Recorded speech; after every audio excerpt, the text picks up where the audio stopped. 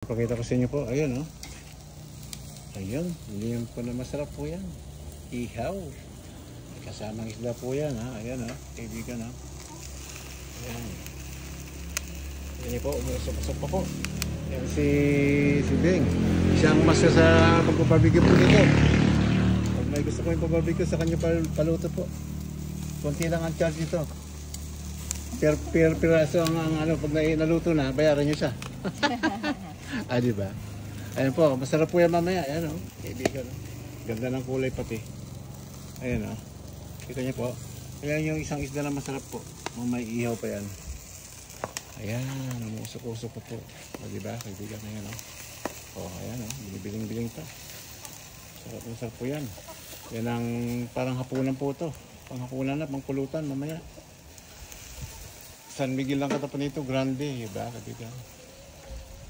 Ayan. O, diba? Sarap-sarap yan. Kaibigan. Ayan po. Ayan. Pusap natin. Ayan. Ayan po. Ayan. Ito yung natuna po. Ulit dito pa itatalang ko eh. Paulitin pa mamaya konti. Ayan po, diba? Ayan. Ayan ang pasalubang niya. Sarap po yan. Kaibigan. May extra sa ilalim ng ano, ng kariton. Yung bawaw, tulog. Hindi siya makulit ngayon. Sama natin to. May manok sa gilid, may mga manok sa loob. Na yan, no? Ayan, no? Kaibigan, no? Diba? The best. Ayan. Kaibigan. Ayan. Mamaya, pakita ko sa inyo po pagka luto na. Ito yung balilooban ng bahay po. Yan, oh. Ito nyo, mayroong ano po rito. Oh, may bunga po ito. Hindi piki po ito. May suwang isang puno ito naliligaw. At least may isang bumubunga po. Ayan, nakita nyo po. Ayan. Bahay ni Erpato na malaki. Ancestor ako sa tawag ko na dito. Ito po yung ano naman, yung parang garahe, pero wala pa namang ano. Ginawang kamalig ng kapatid ko. Ayun, palay-palay yan. Marami po yan, nakatakip lang. Tingnan natin. Ayan o. Yan. Sobra-sobra po yan.